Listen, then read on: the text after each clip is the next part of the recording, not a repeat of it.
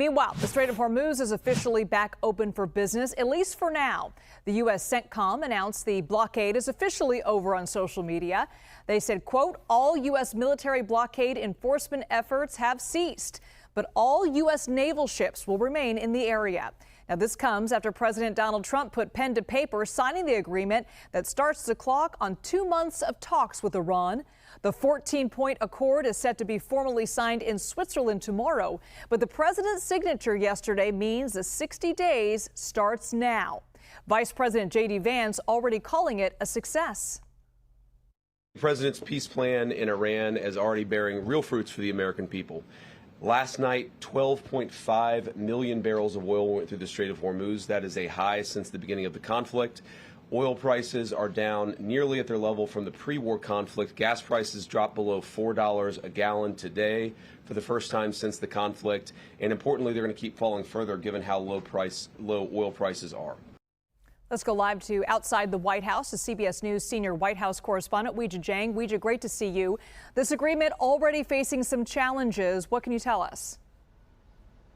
Liz, it's great to be with you. It is, and it's an old problem that continues to carry on, and that is because the Israeli Prime Minister Benjamin Netanyahu is speaking out forcefully against one of the main points of this memo, which is a ceasefire that includes Lebanon.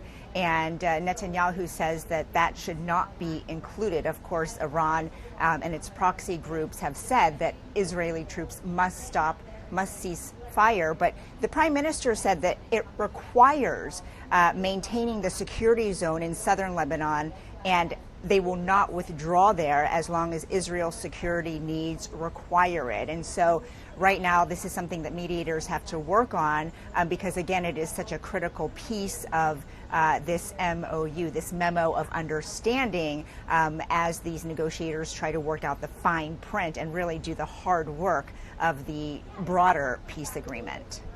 And Weijia, you asked VP Vance about President Trump's shift on Iran's ballistic missile program. What did he say?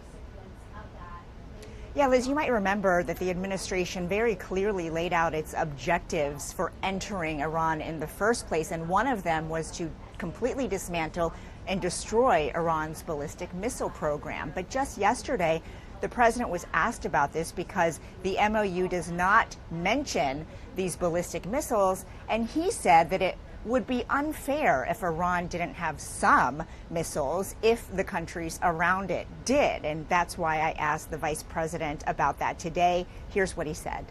Can you help us understand President Trump's shift on his stance for Iran's ballistic missile program?